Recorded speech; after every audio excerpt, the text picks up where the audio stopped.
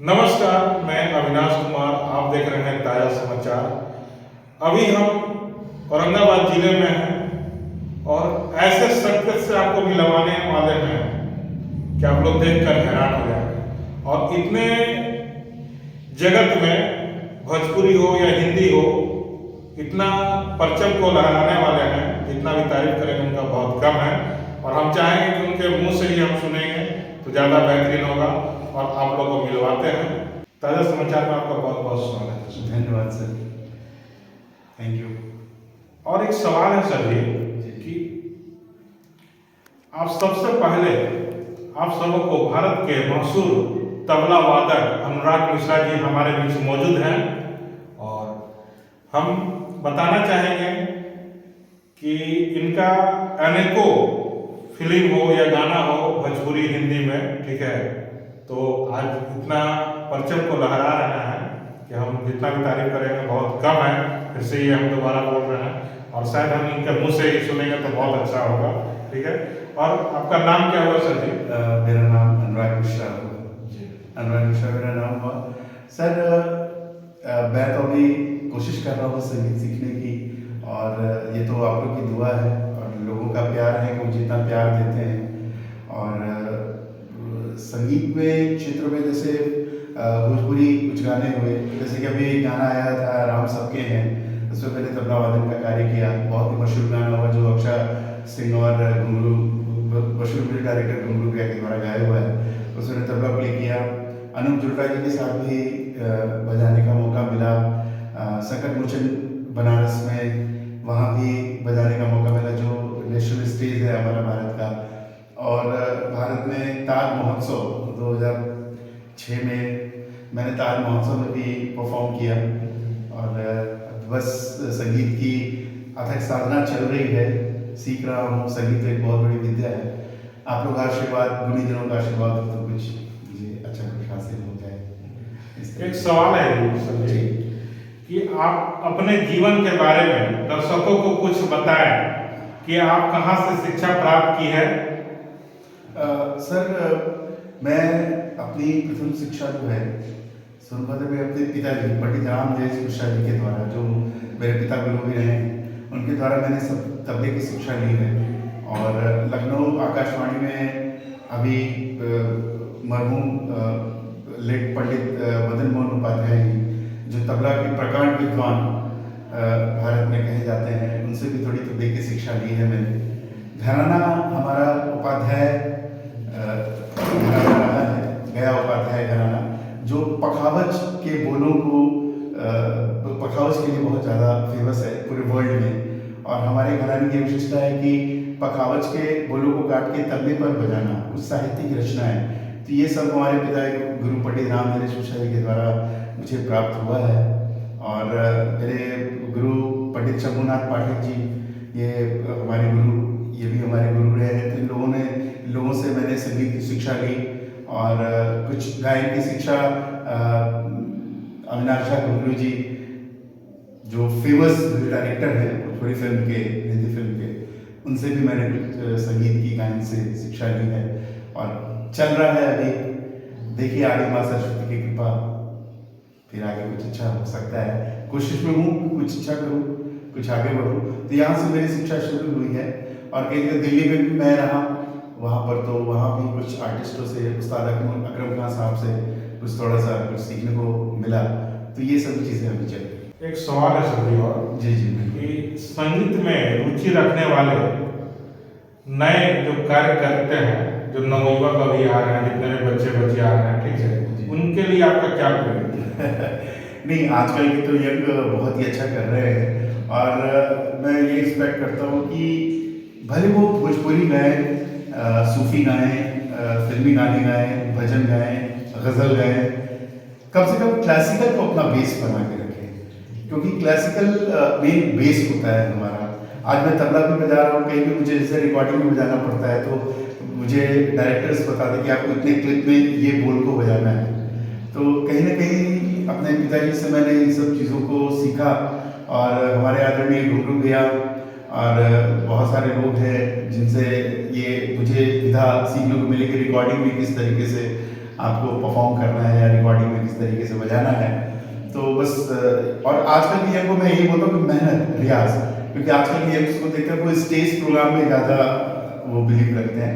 But सीखने की भी एक कला होनी चाहिए और जीवन पर्यंत आदमी सीखता रहता है और सीखना चाहिए, क्योंकि जितना सीखेंगे, जितना करेंगे, उतना हम आगे बढ़ेंगे। ये मेरी सोच है। आजकल के युवा से ये कि अच्छा करें और क्लासिकल को अपना बेस बनाएं। एक सवाल है सर, हाँ सर। कि आप संगीत को दुनिया में कैरियर क्यों चुना, और भी तो कोई लाइन था। हाँ सर, बहुत अच्छा क्वेश्चन है आपका। बट हमारे घर में 13 पुश्तों से संगीत परंपरा चली आ रही है।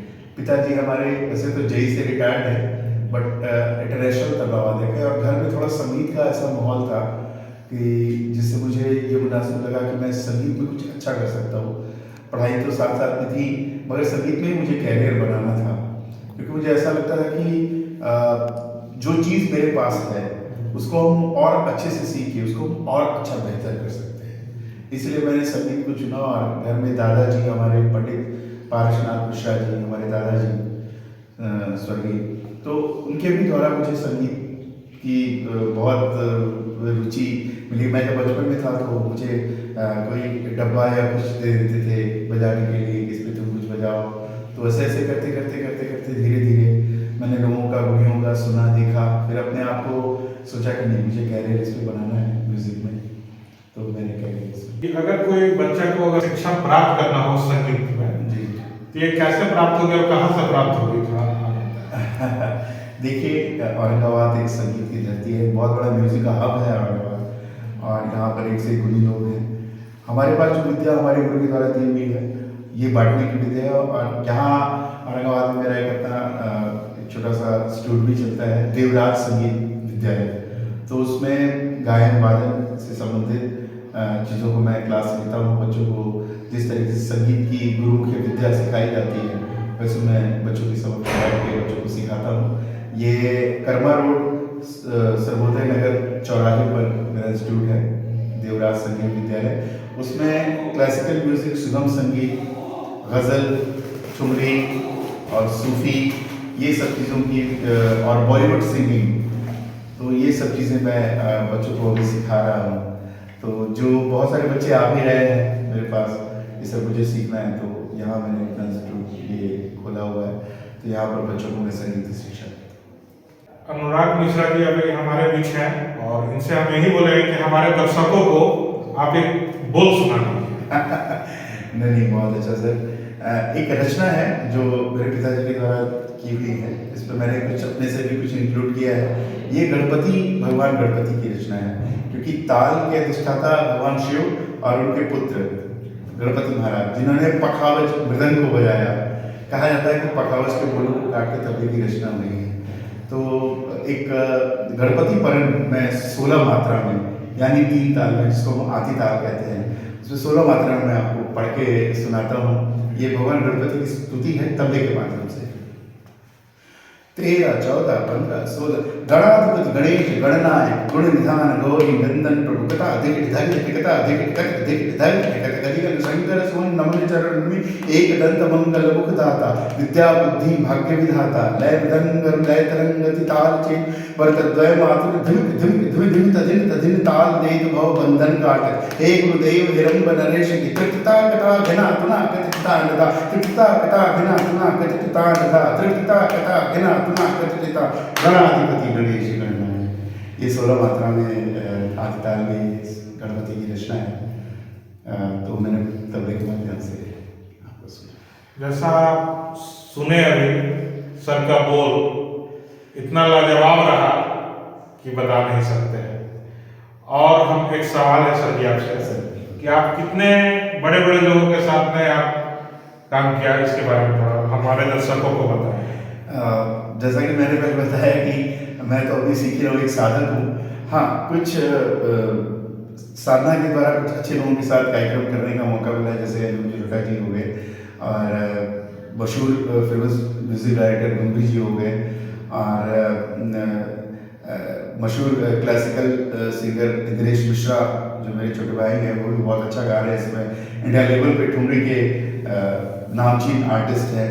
और इन लोगों के साथ बजाने का मुझे मौका मिला, संगत करने का मिला। बहुत सारे दूरदर्शन के आर्टिस्टों के साथ बजाने का, संगत करने का मौका मिला। और दिलशान जो आज हमारे बीच में नहीं है, पॉप पंजाबी सिंगर, तो उनके साथ भी बजाने का मुझे मौका मिला। तो इन सब के साथ कोशिश रही। फिर इंडियन आइडल फेम जुबैर, उसके साथ भी बजाने का मौका मिला। तो इस तरह प्लेटफॉर्म पे कुछ कुछ आर्टिस्टों के साथ मुझे बजाने का मौका मिला। जैसा आप सुन रहे हैं कि बहुत बड़े बड़े कलाकारों के साथ बजाने का मौका मिला सर को, और ये विदेश का रहने वाला नहीं है, ये ज़्यादा दूर का रहने वाला नहीं है, अपने गांव घर का एक बेटा है और ये औरंगाबाद जिला के रहने वाले हैं। सर जी आपको बहुत बहुत धन्यवाद। बहुत बहुत शुक्रिया।